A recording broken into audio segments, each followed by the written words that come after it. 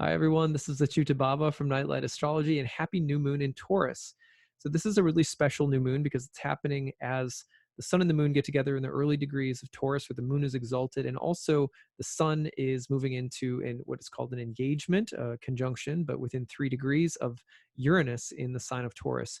So let me just give you a look at this for starters, and I'll show you kind of what this looks like. So that you can have a visual of it first. And then we're going to break down the archetypal signature of this new moon cycle. Now, remember that every new moon cycle at the start of it is basically like a gong is being struck. And whatever planetary combinations or intonations are there are going to sort of ring out and spread through the month. So here it is. Here's the new moon in Taurus conjoined with Uranus. Now, I'm just giving you a sample in mundane astrology. We don't look at house placements. We're just looking at planetary placements and aspects. Um, you could assign these transits to houses if you were looking at the new moon in a city or in a particular location. But in a general sense, for the general population, we're just talking about the new moon in Taurus. You see it conjoined with Uranus, and then you can see within 3 days, the sun goes into the conjunction with Uranus by Saturday into Sunday, the 25th and the 26th. So that is the new moon that we're dealing with. Now, what can you expect? Well, in order to do that, what I'm going to talk about is primarily the Sun Uranus archetypal combination. Now, I read something that was actually really great from someone that another astrologer, this guy named Lars that I really like. I think his last name is Panaro. I think that's how I'm going to say it. But he's going to come this summer to give a talk in my summer speaker series, I believe. Yeah, Panaro, that's how you say it, I think. Anyway, really nice guy, really smart guy. And he shared a quote that was really nice about the meaning of the sun in Indian astrology, and something to consider here. So in Vedic astrology, the sun represents authority. Okay, so we're going to go through these one by one. Authority. Now pair that with Uranus, the rebel, and blend the two. Now you have rebellious authority figures, or you have rebellion from authority. It's a major combination of the whole moon cycle ahead. Then you have the sun represents soul. So even though the sun is authority, it can represent mundane things like kings or leaders or authority figures, it also actually represents soul. And in that sense, the breakthrough, the rebellion, the defiance, the eccentric, outside of the box Uranian quality can result in soul awakening or in spiritual awakening. Brilliant, right? It can be very brilliant. It can be a moment of self-discovery, greater independence, autonomy. Use the individuation word of Carl Jung. So the soul can be awakened or enlivened in some way, or we can feel the need to liberate our soul, something like that. Now, self-confidence in Vedic astrology. Self-confidence. So self-confidence here can be connected with the need to rebel, defy limits or norms, experiment, do something that's original or creative or outside of the box, do something that's daring or sudden or unpredictable or erratic. And that can go along with this kind of bravado or self-confidence. And, that can make for the peacock feathers flaring up and being a little, potentially a little pretentious, but also can mean that we are somehow stepping up and becoming more confident and radiant and sort of brilliant and spectacular. Father, well, so individuation often comes when we take big steps in relation to our parents. We all know that. It's been happening since we were little kids, right? So some of us, that's been more traumatic than others.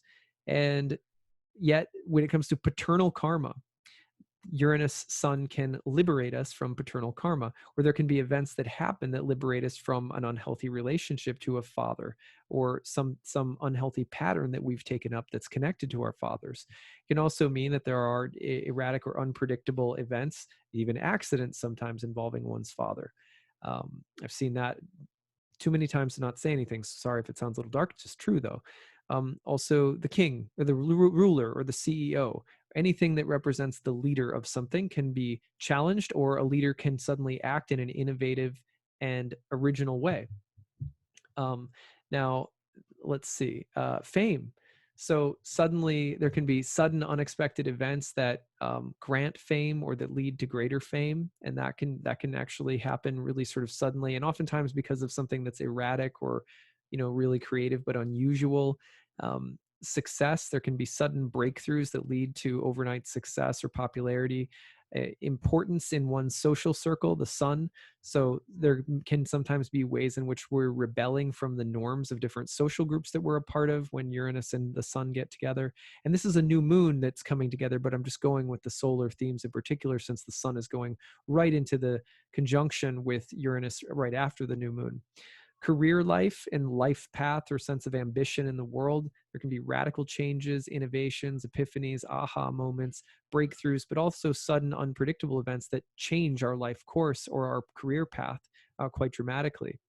So, those are some of the things that can come in through the sun and Uranus. I really like that list from Lars. So, thank you, Lars, and hope to see you this summer.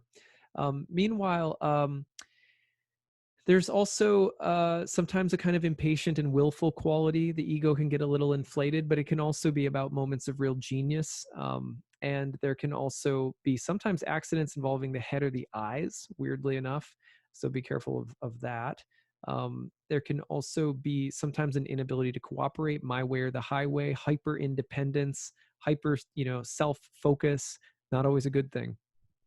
Finally, there can also be this weird way in which we want to rush toward redemption, freedom, or we want some kind of breakthrough from something that we feel trapped or stuck by, but we rush headlong into the light and get burned like a moth to the fire.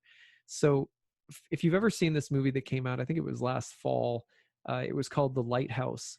Really good Uranian movie. It's a very Promethean story and has some really good, if you ever want to watch a story about the sun Uranus, watch that movie, because that's a sun Uranus story. The craving for the light, this competition between a young man and a lighthouse keeper for who gets to take care of and be with the light on a dark and dreary island when they're both going stir crazy. Anyway, that's a very Uranian theme as well. Sometimes it's like the gold rush, like the 49ers, like the gold rush.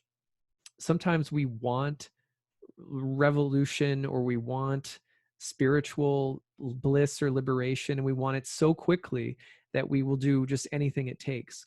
And actually, in Bhakti Yoga, we say that this is actually just a maybe slightly more refined or subtler form of selfishness. That wanting liberation, like, oh, this world sucks, like, get me out of here. Give that, sometimes called spiritual bypassing or escapism. That impulse has to be checked sometimes, because it can actually burn us really badly. People who don't like their bodies or who don't like to be here, essentially what you're doing is you're, when we just try to condemn and reject and say, get me out of here, is in some ways we're not being patient enough to see the light that is right before us in everything, even in the world of samsara, even in the material energy, which we may eventually depart through spiritual enlightenment. We don't depart it, in other words, by just rushing blindly toward the light, like the light is some kind of gold mine that we're trying to get through spiritual, like an unhealthy spiritual greed.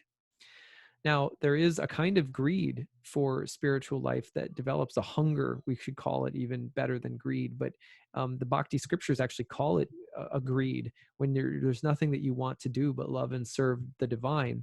And that's, some people feel really passionate about that. And there can be breakthroughs with the sun and Uranus that just turn us on. It's like a switch gets flipped and we're just lit, and we want to be in spiritual currents and give our life more deeply to something spiritual. And we get the insights and revelations to do so, which can be amazing.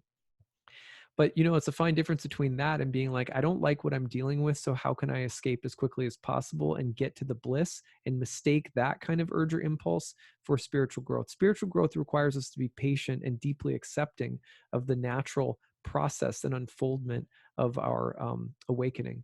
So sometimes it's good to revise, just recall these things, since so many of you guys listening, I know, are on a spiritual path, and how to work with that Uranian energy to be respectful of it, but also allow it to awaken you in some way. So respectful of its power, respectful of its temptation, stoked for whatever enlightening insights it might bring. So I would love to hear from you guys. How are you experiencing this new moon? Should be an interesting Uranian themed new moon ahead. New moon cycle tones, it's like a gong strike. Everything carries forward and ripples out into the month ahead. This is a Uranian gong strike along with the new moon. So let's see what happens. I'd love to hear your comments and reflections. Tell me how you're doing. Tell me how you are already feeling the Uranian energy. And then don't forget my new course is coming up. Ancient Astrology for the Modern Mystic starts in the middle of June on Sundays, 30 classes on the year, 12 guest lectures. You can check it all out on my website, nightlightastrology.com. Go to the first year course page. Check it out. There's need-based tuition if you're struggling at all with the coronavirus. There's also early bird discount right now. It's $500 off the normal price. There's also a payment plan if you need it. So check those things out. I hope to see some of you in class soon. And until next time, take it easy.